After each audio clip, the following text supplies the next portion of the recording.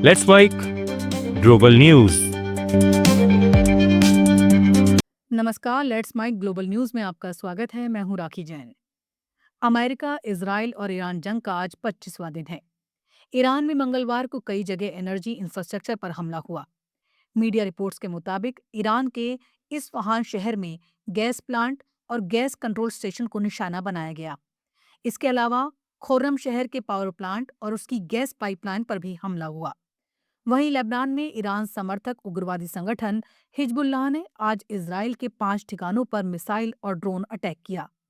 Hezbollah ने बताया कि उसने इजरायली सैनिकों की एक छावनी, रडार और तोपखाने को निशाना बनाया। वहीं अमेरिका के राष्ट्रपति डोनाल्ड ट्रंप ने कहा कि अमेरिका और ईरान के बीच हालिया बातचीत के बाद 15 मुद्दों पर सहमति बनी है। इन मुद्दों की पूरी लिस्ट सार्वजनिक नहीं की गई है। उन्होंने ईरान के पावर प्लांट पर हमले 5 दिन के लिए टाल दिए, जबकि इससे पहले हॉर्मुज खोलने के लिए 48 घंटे की चेतावनी दी थी। ईरान के विदेश मंत्रालय ने कहा कि तेहरान और वॉशिंगटन के बीच कोई बातचीत नहीं हो रही है। वहीं पाकिस्तान, मिस्र और तुर्की के साथ मिलकर ईरान और अमेरिका के बीच मध्यस्थता की कोशिश कर रहा है। पाकिस्तान अखबार डॉन की रिपोर्ट के मुताबिक पाकिस्तानी सेना प्रमुख आसिम मुनीर ने रविवार को अमेरिका के राष्ट्रपति डोनाल्ड ट्रंप से बातचीत की। इजरायल के एक अधिकारी ने कहा है कि ईरान के साथ युद्ध खत्म करने के लिए कोई समझौता फिलहाल संभव नहीं दिख रहा है। अधिकारी के मुताबिक ईरान अभी किसी तरह की रियायत देने के मूड में नहीं है और मौजूदा बातचीत को सिर्फ समय हासिल करने की रणनीति के तौर पर देखा जा रहा है, ताकि आगे के हमलों की तैयारी की जा सके। उन्होंने ये भी माना कि कई देश अमेरिका और ईरान के बीच मध्यस्थता की कोशिश कर रहे हैं, लेकिन अभी तक कोई ठोस प्रस्ताव सामने नहीं आया है। ईरान ने सोमवार रात से मंगलवार तक इजराइल पर 7 बार मिसाइल हमले किए। सीएनएन के मुताबिक इजरायली सेना ने बताया कि मंगलवार सुबह सेंट्रल इजराइल में कई जगह मिसाइलें गिरी, जहां सर्च और रेस्क्यू टीमें भेजी गईं। शुरुआती घंटों में कम से कम 4 बार ऐसे हमलों की जानकारी सामने आई।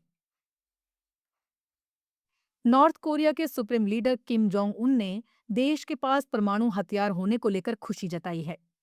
सरकारी मीडिया के मुताबिक उन्होंने कहा कि अमेरिका और इजरायल के ईरान पर किए गए हमले साबित करते हैं कि उनके देश का परमाणु हथियार रखने का फैसला सही था। किम ने कहा कि पश्चिम एशिया में चल रहा युद्ध दिखाता है कि आज की दुनिया में सिर्फ मजबूत सैन्य ताकत ही किसी देश को सुरक्षित रख सकती है। उन्होंने ये बयान संसद में लंबे भाषण के दौरान दिया। अपने भाषण में किम ने दक्षिण कोरिया के प्रति सख्त रुख दोहराया और कहा वो अपने देश की परमाणु ताकत को और मजबूत करेंगे, ताकि अमेरिका को रोका जा सके। अमेरिका के टेक्सास राज्य के पोर्ट आर्थर शहर में स्थित वेलोरो ऑयल रिफाइनरी में सोमवार रात बड़ा धमाका हुआ, जिसके बाद वहां भीषण आग लग गई और आसमान में काला धुआं फैल गया।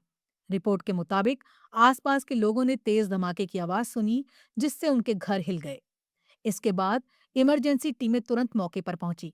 ये रिफाइनरी रोजाना करीब 4.35 लाख बैरल कच्चे तेल को प्रोसेस कर पेट्रोल, डीजल और जेट फ्यूल बनाती है। अधिकारियों के अनुसार ये विस्फोट एक हीटर में खराबी के कारण हुआ। घटना के बाद शहर के पश्चिमी हिस्से में शेल्टर इन प्लेस आदेश जारी किया गया है। लोगों को घरों के अंदर रहने, दरवाजे खिड़कियां बंद रखने और प्रशासन के निर्देशों का पालन करने को कहा गया है। हालांकि अब तक किसी के घायल होने की खबर नहीं है। साल 2025 में पाकिस्तान दुनिया का सबसे ज्यादा प्रदूषित देश रहा। प्रदूषण पर जारी आईक्यू एयर की सालाना रिपोर्ट मंगलवार को जारी हुई है। इसमें बताया गया है कि पाकिस्तान में पीएम 2.5 कणों का स्तर डब्ल्यूएचओ के तय मानक से 13 गुना तक ज्यादा रहा। IQAIR की रिपोर्ट में बताया गया कि 143 देशों में से 130 देश डब्ल्यूएचओ के प्रदूषण मानकों को पूरा नहीं कर पाए। रिपोर्ट के मुताबिक सबसे प्रदूषित देशों की लिस्ट में बांग्लादेश दूसरे और तजाकिस्तान तीसरे स्थान पर है।